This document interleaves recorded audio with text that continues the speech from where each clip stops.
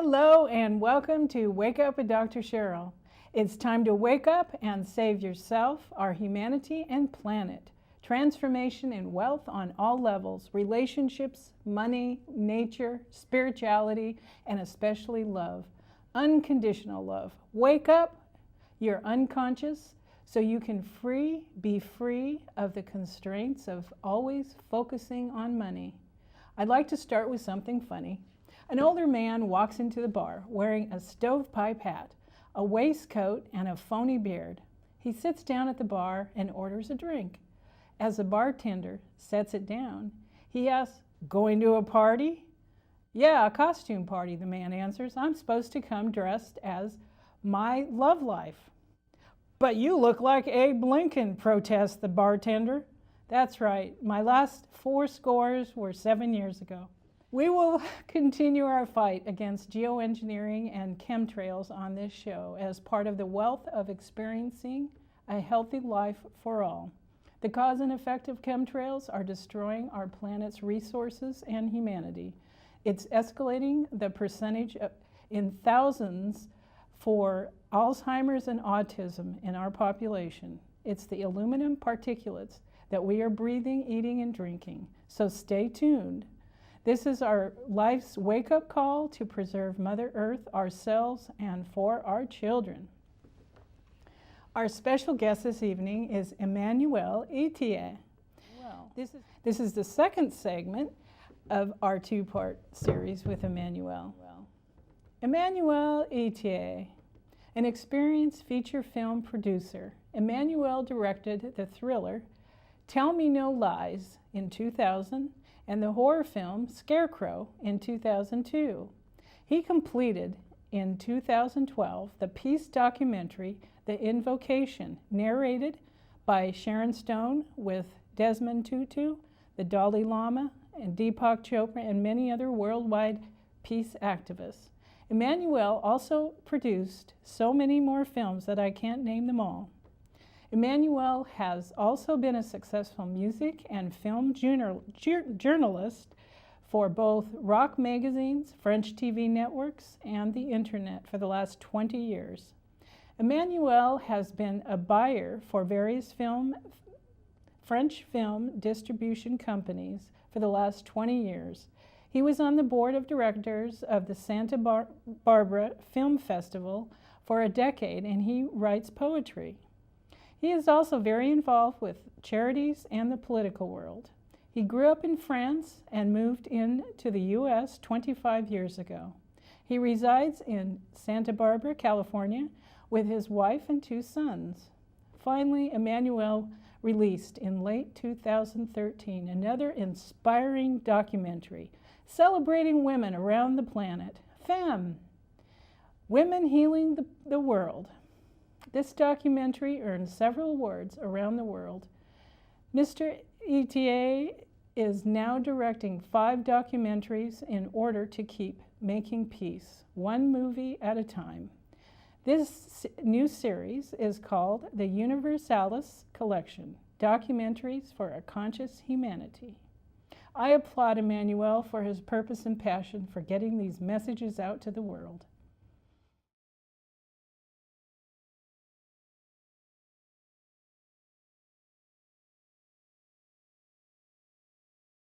Welcome, welcome, welcome.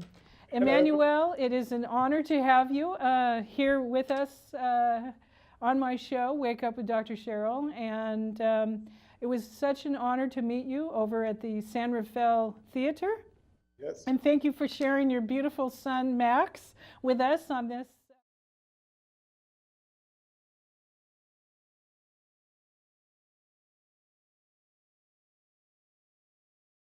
For it. There is no more waiting, time to act. And sometimes, even if you don't feel quite ready, you do it anyway because you Because are you never ready. know. And you never know. And by the way, you might fail, and so what? Yes. You fail. I fail every day, I fail in my marriage, I fail with my kids, I fail with my business, and so what?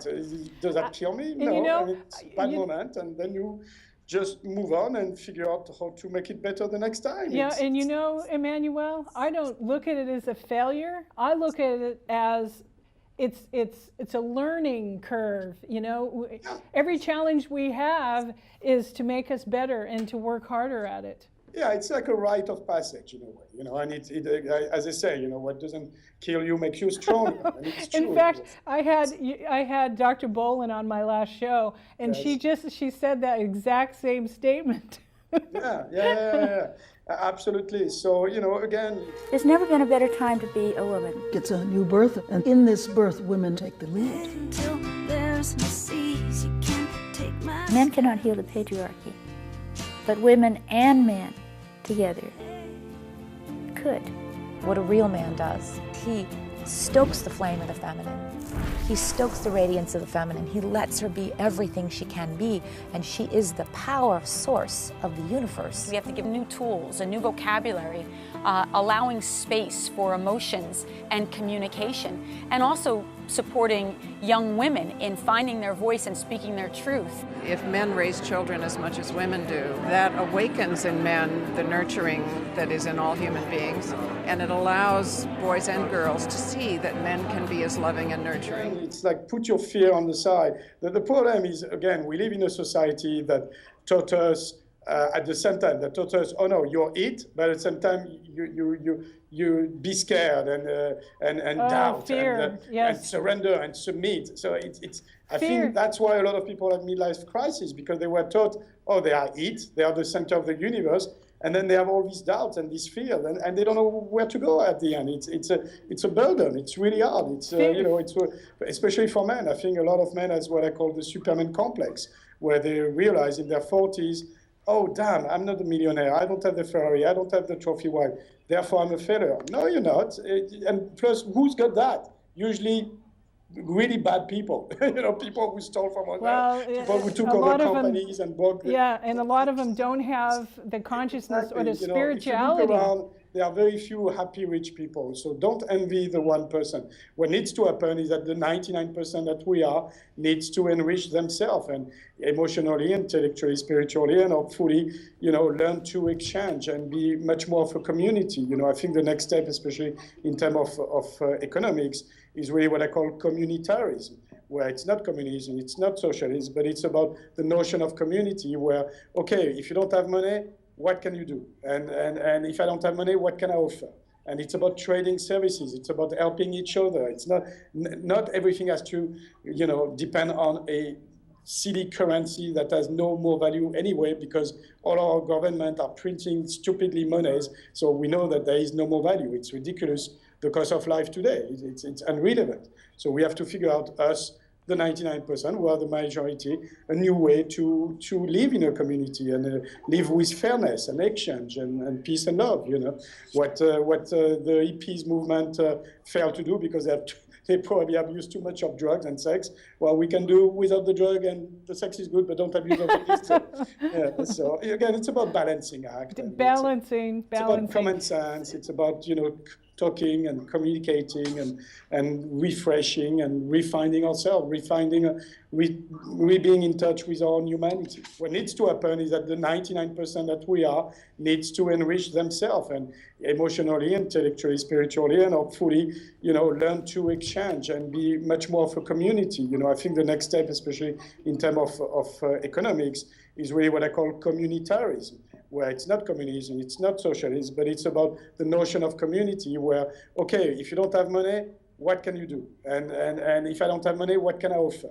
And it's about trading services. It's about helping each other. It's not everything has to... Women are the growing edge of our species right now. They are going to fix the world. To, depend on a silly currency that has no more value anyway, because all our government are printing stupidly monies. So we know that there is no more value. It's ridiculous, the cost of life today. It's irrelevant. So we have to figure out us, the 99%, who are the majority, a new way to live in a community and live with fairness and exchange and peace and love. What the hippies movement failed to do because they probably abuse too much of drugs and sex. Well, we can do without the drug, and the sex is good, but don't abuse of it. So again, it's about balancing act. Balancing. It's about common sense. It's about talking and communicating and refreshing and refining ourselves, being in touch with our own humanity.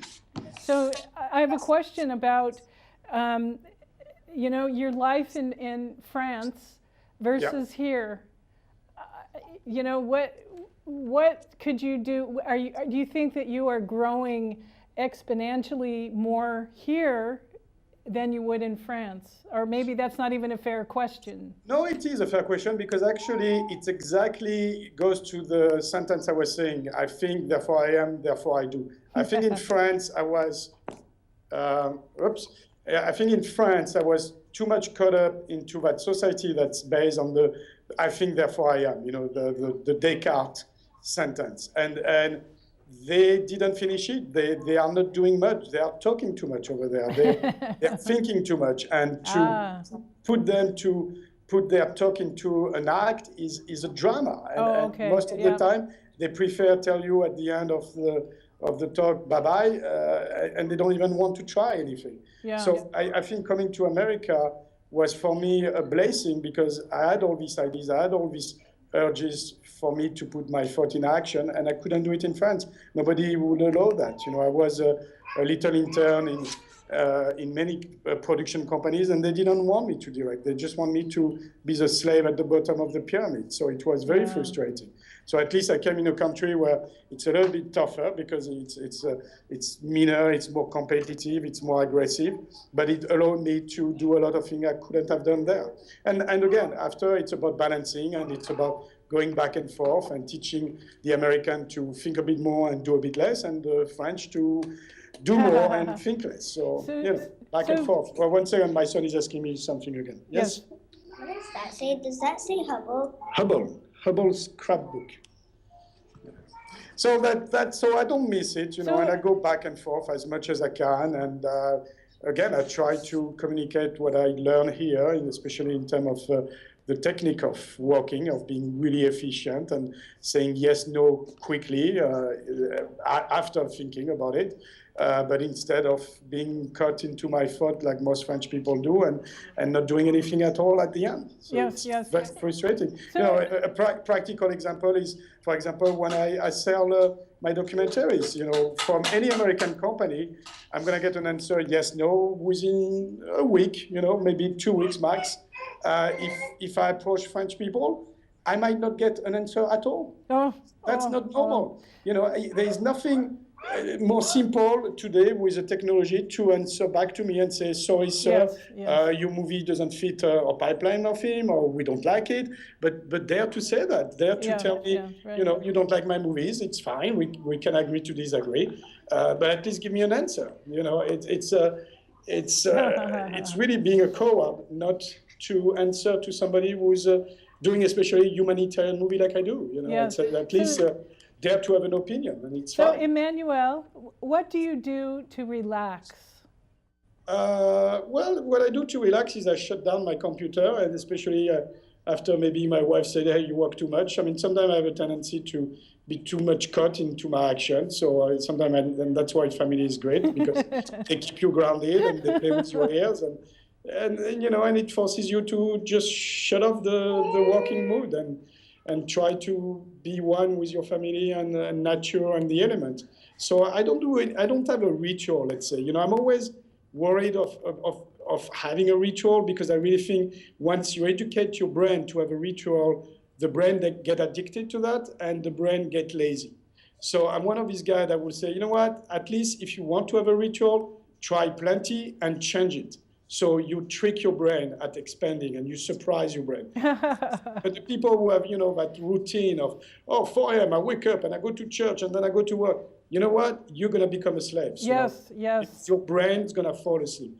Trust me, I've seen it over and over with people, and that makes for human beings who fall asleep. And not only they fall asleep, but they become kind of a little bit of a fascist figure where, you know, if you don't do what they do, they think there's something wrong with you. It's like, no, you don't realize you're missing on the rest of the world, of the rest of the possibilities. And when you are living your purpose, which I think you are living your purpose as a change agent, as I feel like I'm living my purpose, I don't think, you can't be stuck in your brain, you know, in an old pattern, because you're always creating new things. I mean, that's what this is all about, is being creative.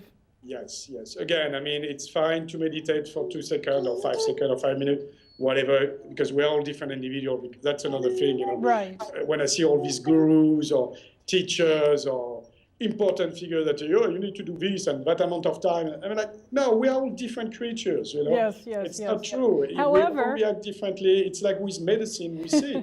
There are some treatments that work with cancer patients on certain people and some other treatment that don't work, because we all have a different constitution, and even so the basic DNA is the same. After that, there are plenty of differences in terms of the genes, in terms of the way our brain function and is developed or not. So we are all a prototype, you know. And we have the meditation that some people do it could be bike riding or taking a walk or swimming or whatever. Absolutely. But I have to admit to you that I am doing Deepak Chopra and Oprah's 21-day meditation, and I've been doing it for 2 years, every quarter, because it's like you're connecting with the global community, and that's what I like about it.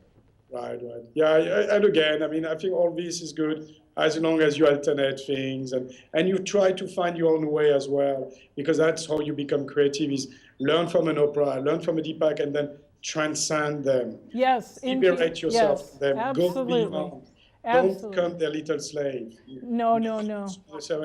You know, if you believe in the deepness of any scriptures, nobody, including Jesus Christ, said, follow me. That's not true. He always said, connect with oneness. That's right. So there was no preaching. There was no like, oh, we need to build a church and we need to build a jail. Not true. It was about connecting. And connecting means you need to keep moving. You need to circulate, not only with your brain, but physically. You need to travel and meet other cultures and discover new countries and environment. And that's how you're going to expand. That's how you're going to grow. Absolutely. You know? It's incredible, I think, the amount of growth that I've been through since I've done these 2 documentaries, because I've been, I think, twice all around the world, twice. So the amount of people I've hang out with and I had learned from, and the environment and the food and the religion and everything, it's fantastic. You know? and when people said, well, what are you at the end? And where do you feel happy? And I'm like, everywhere. We are all citizens of the planet. Everywhere we should be happy. Everywhere we should feel it's our family, it's our religion,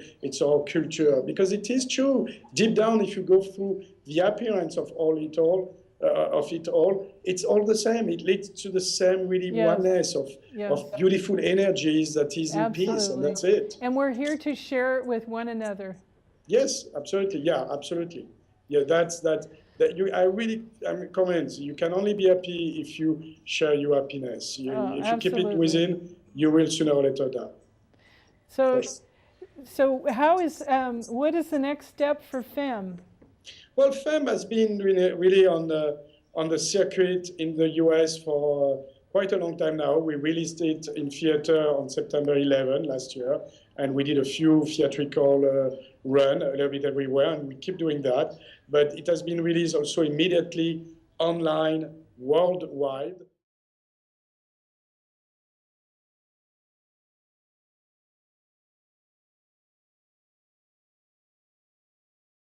The game itself has been basically a conspiracy to create an economic standard of living that is high. And any suffering, any human suffering that had to result, it would be on the other side of town, or it would be on the other side of the world, so you wouldn't see it. Because one of the things about Americans is, as individuals, we have a conscience, but collectively our capacity for denial and grandiosity has been more than laughable. It's become dangerous. We don't only spread peace and love, but we spread prosperity, obviously, and at least a little bit of wealth for you as well. And then it's on VOD. It's all over the internet, also on iTunes, Vimeo, Amazon. And then it's going to come out on Blu-ray and DVD on June 27. So it's been very, very extensive in terms of the distribution. We also have a distributor selling to colleges and high school. And really after that, it's really a grassroots promotion of it and marketing of it. Right.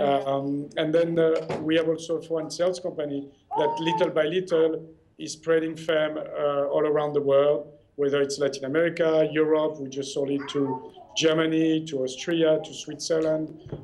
So, you know, it's a constant work. It's a type of movie that you can work with for 2-3 years, easy, and you will never be done.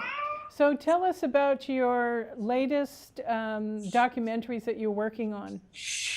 The latest documentary is a series of 5, and it's one on war and the military. It's called War, a Love Story. And then I'm doing another one called We the People, a Re-Evolution of Economics and Politics, where we're going to study economics and politics. Another one is called In Sports, and it's going to be a study of sport through the 4 elements of earth, wind, fire, and water, because every sport has a relationship with this element. Right. And one is going to be animals, we all are, and it's a look at the human animal and the relationship with the animal kingdom.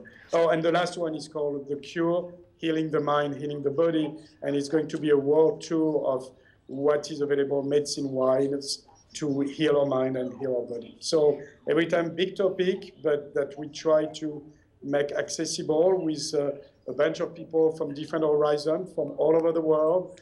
And hopefully these are really great gift of hopes and education for everybody. Yes, yes. You know, you mentioned We the People, and I wanted to tell you before this, but my ancestor, Charles Cotesworth Pinckney, was actually one of the signers of the Constitution. And he worked with George Washington, and he was an ambassador to France, and he also started the first Bible Society in America. Wow. So, I mean, there's a lot more credits, but I wanted to tell you just because when you talk about We the People, that's in my blood. It's about changing the subject from me, myself, and I to we. We, because yes. the we include the I and Yes. not the opposite. Yes. So it's a very simple mind exercise. And that's what it's about, is getting back to we, and not me, like you said, and I, but we. So Absolutely. that's wonderful. That's absolutely wonderful. So is there anything else that you'd like to share about FEM? I think we're good. I think we talk about many topics, and I think people get it. Now they have to, stop listening to us and get up and go and do the work. Yeah. The The work meaning if you have a passion and you want to exactly. get Think it out about there. It for 5 minutes, and then the rest of your life, you do it. You just do it. Yeah, and that's what you're doing. Absolutely. And what an example that you're setting for your children. Trying, we don't know if it's a good example, but we'll see with time. Well, I mean, I guess there's that balancing act, Absolutely. like you talked about, and I know it must be hard because your children are still very young, but I'm sure you'll manage. Absolutely, absolutely. Well, thank you so much for having me on the show. Okay. And let's talk anytime you want down the line about the other movies or anything. Yes, okay. Thank you so much for being here, and thank you. Peace and love to everybody. Okay, you too. Bye-bye.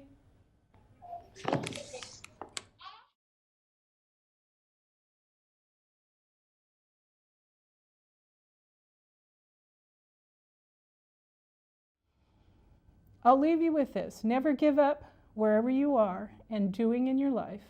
Work with integrity, and most of all, keep a positive attitude. First and foremost, with your family and friends. Be aware of your negative thoughts and catch yourself before the words come out of your mouth. And be grateful for who you are and where you have come from and what you have, and be grateful for your freedom. Please forgive yourself and others. It will set you free. Eat healthy. Good nutrition feeds the mind and your body temple. Don't forget to exercise. Feed your spirituality with meditation and prayer. With unconditional love, love yourself unconditionally. Stop criticizing, judging, and allowing others to dominate the way you feel about yourself. Be compassionate and share your abundance and wealth with others. When fear knocks, let faith answer the door. Wealth is the ability to fully experience life, by Henry David Thoreau. 20 years from now, you will be more disappointed by the things you didn't do. So throw off the bowlines, sail away from the safe harbor, catch the trade winds in your sails, explore, dream, discover. By Mark Twain. If your mind carries a heavy burden of the past, you will experience more of the same. The past perpetuates itself through lack of presence.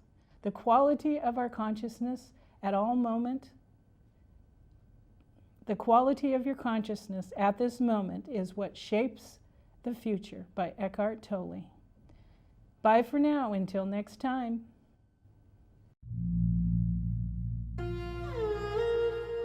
There's never been a better time to be a woman. It's a new birth, and in this birth, women take the lead. Women are becoming the primal power person. La próxima revolución probablemente venga de las mujeres, de la pasión por vivir. Any woman who knows how to run a household knows how to run a world. Men cannot heal the patriarchy, but women and men together could. What a real man does, he stokes the flame of the feminine. He stokes the radiance of the feminine. He lets her be everything she can be, and she is the power source of the universe. We have to give new tools, a new vocabulary, allowing space for emotions and communication, and also supporting young women in finding their voice and speaking their truth. If men raise children as much as women do, that awakens in men the nurturing that is in all human beings, and it allows boys and girls to see that men can be as loving and nurturing. It's been so imbalanced in the role of leadership that the masculine is all the way up here. Even with a lot of women politicians, suddenly the feminine is beginning to rise. What leadership is calling for now is a whole integrated individual that comes from the heart and the soul and knows that it is better for our society than what we've been doing so far. We want to help transform the world because otherwise the children won't survive. Otherwise our biosphere will collapse. People are fascinated by the archetype of the Titanic because we're on it. We are headed to the iceberg. So what we have to do is turn around the Titanic in time. We have to turn around, and we have to turn around now. We have to take back our power and say no to war. It's all about remembering peace and love.